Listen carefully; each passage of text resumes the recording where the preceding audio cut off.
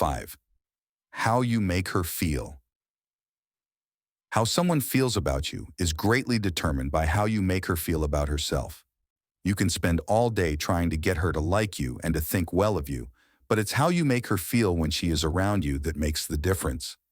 Have you ever noticed how nice it is to be around someone who is complimentary and sincerely kind and warm? Conversely, have you ever thought about how annoying it is to spend 5 minutes with the person who's always finding fault with everything and everyone?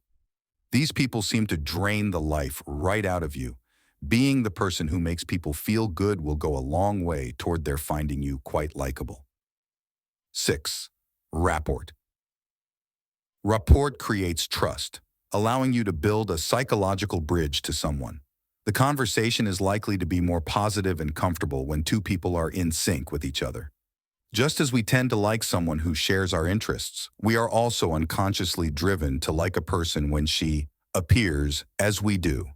This means that when someone makes gestures the way we do, or uses words or phrases as we do, we tend to find him likable. More on rapport building skills is discussed throughout various chapters in the book. For now, 2 powerful tips for establishing and building rapport are matching posture and movements. For instance, if someone has one hand in his pocket, you put your hand in yours. If he makes a gesture with his hand, after a moment and without being obvious, you casually make the same gesture. Matching speech. Try to match his rate of speech. If he's speaking in a slow, relaxed tone, you do the same. If he's speaking quickly, then you begin to speak more rapidly. 7. Helping her out.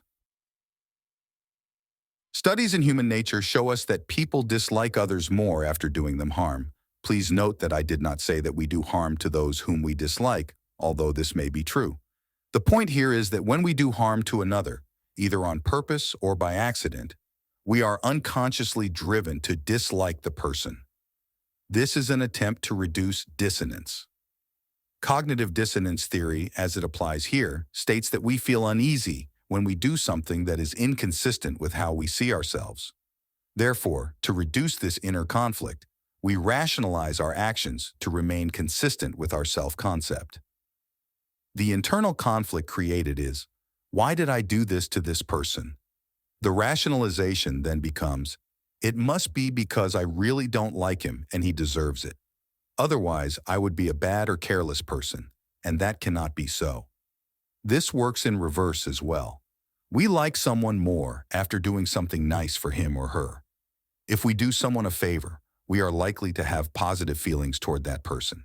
If you can get him to do you a small favor, this will generate kind and warm feelings toward you. Often, in our attempt to get someone to like us, we make the mistake of doing nice things for him. And while he may appreciate your kindness and think you're a nice person, it doesn't make him like you more, even though you may be viewed as more likable. What you want is for him to have kind feelings toward you, not to just believe that you are a kind person. This is accomplished by him doing for you, not by you doing for him.